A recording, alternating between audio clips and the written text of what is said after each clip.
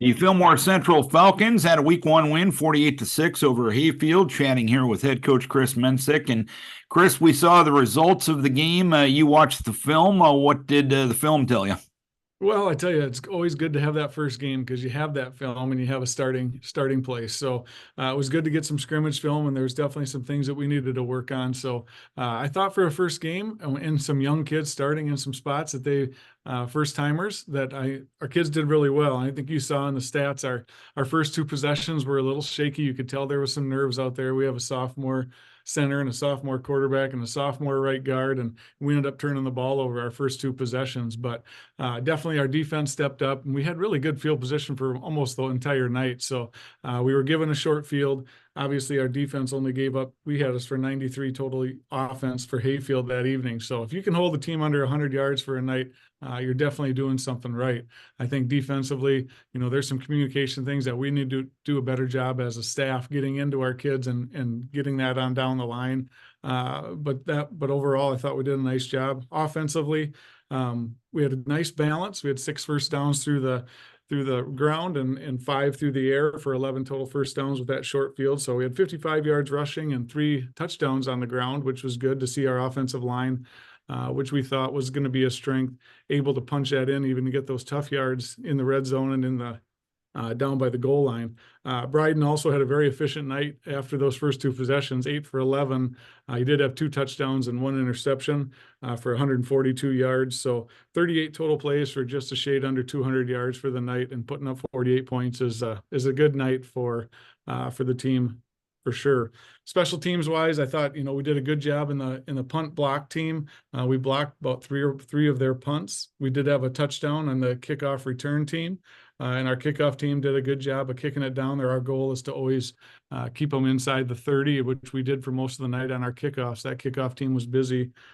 We do need a little work on our punt team. We did punt a couple times. One got blocked and we shanked one. So and that was backed up against our end zone too. And later in the game when we were not moving the ball very efficiently. So definitely some things to work on. Overall, it was a great night. It was Dell Elston night, of course. I think we had mentioned that at our field and whiteout to honor our former coach. Their family was in attendance at the game, so it was great to see many of his former players, even from his Harmony days there, and to hear those stories. And the memorial service on Saturday, our team attended, and it was good for them to hear some of those stories and how this program was built, and some of the traditions that are still continue to be carried on. Can you touch on what you just touched on there? How important is it to bring that up to young people that you're a part of something bigger than yourself, especially with Coach Dill? Yeah, I think that's very important. It's important to see who's laid that groundwork, and then this team is very in tune to that. I think part of their mantra this year is leaving a legacy of their own to continue the success that we've had the last few years, and it's very important to our kids. It's very important to our communities to do the right thing and to work hard and do it the right way. On the field, you touched on the issue of nerves, and I think just kind of as a sports society, we bring that up as a negative thing quite often. But it's one of those things that I've determined, again, I'm not a smart man, but I've been around long enough that nerves prove that kids care. Would you agree? Exactly. Yeah, we always tell the kids, if you don't have butterflies, then something's wrong. Yeah. It's important to us. It's important to them. Pressure is a privilege, right? They do feel a little pressure to keep those things carry on and perform well on the field. They've performed and prepared themselves well in the off season, and then they want to do well. And there's nobody out there trying to make a mistake. So you just got to keep that in perspective, and hopefully you learn from them and don't let some of those things happen again. So, like I said, getting that first game under our belt, that's a big thing for some of these young kids, because it's different when the lights come on Friday night, and we had a humongous crowd there, and it was just a different situation. You can't replicate that in practice for sure. No doubt about it. And sometimes it was a perfect example last Friday night. You mentioned 55 yards rushing. You hear that total, you probably don't open your eyes very big, but with the short fields, you don't have that much to go because it's tough to accumulate a lot of offensive yards when you only have 20, 30, 40 yards to go. Sometimes That's kind of proof of the old saying, there's lies, there's damn lies in statistics from time to time. You agree? Right, yeah. Statistics can be misleading, right? And but yeah, I was proud of our offensive line when we needed some of those third and shorts, and we needed, that's kind of been our Achilles heel inside the 10. Sometimes we struggled to run the ball the last few years. So to get 3 scores on the ground, I think that's a big shot in the arm for our kids and proves that that's definitely going to be a strength of our team this year. In kind of a weird way, is that ultimately a really good thing, getting a 48-6 win, but at the same time, having a lot of things to work on, as you've touched on?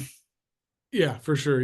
I think a lot of football teams between week 1 and week 2, that's where they make a lot of their gains and make a lot of improvements. So hopefully our team continues to improve game by game, week by week, and definitely there's some things that we can touch up, and that's why it's good to go through that process and to see that on film. And we'll have a good film session tonight, and our kids will work hard to improve that this week. And you have a Saturday game this week. How does that change the week of practice, the week of preparation? Right. Actually, it's a good week to have that Saturday game. With Labor Day, we gave our kids off yesterday, give them an extra day of rest. So we still have the same number of days of prep this week. So we'll go Tuesday through Friday, and it'll be a very similar schedule as a normal week. Obviously, with the game on Saturday, and it's on the road, so we'll have to be up early and on the road. So it'll be a little different schedule Saturday, which our kids aren't used to. But looking at the forecast right now, it looks like mid 60s or upper 60s. It's going to be very fall-like this weekend. So going to be a beautiful day, and a beautiful venue for a football game this Saturday. And of course, school starts in earnest this week. Is it a good thing, based on your experience, getting kids into that routine of getting up early, getting to class, balancing everything you need to from a homework, nutrition, et cetera perspective to go along with the football season? Yeah, I think it's a great thing. Kids need structure and they need schedules. So it's always hard. I always tell our kids when we have a game like last Friday, you need to get up in the morning, get up at a normal time. Don't sleep in until 10, 11, 12, and then expect to perform. So being on a schedule is definitely a good thing. And it's a little added stress with the classroom and academics this week, but our kids can handle that. No doubt about it. Blooming Prairie going to be your opponent. What are you expecting out of the Awesome Blossoms? Yeah, they bring back a majority of their football team and Kittleson and their quarterback, and they've got some size up front. So it's kind of going to be strength versus strength. So we're going to see on Saturday whose strength is going to prevail there. But looking at them on film, they get some good size and they do a lot of good things. They're well coached. It's their tackle cancer game, so they have their big cancer auction that evening. They're going to have a big crowd, as will we. So we are excited about that opportunity. I know our kids have been looking at this game as a pivotal game in our schedule right away. So week 2, here we are right away, and it'll be a good test for our kids. All right, and hopefully you can pass that test and be 2-0 after Saturday night, Coach. Keep your kids healthy. We wish best of luck. Thanks so much, Darren. Chris Mensink, head coach of the Fillmore Central Falcons, a Saturday trip to Blooming Prairie this week.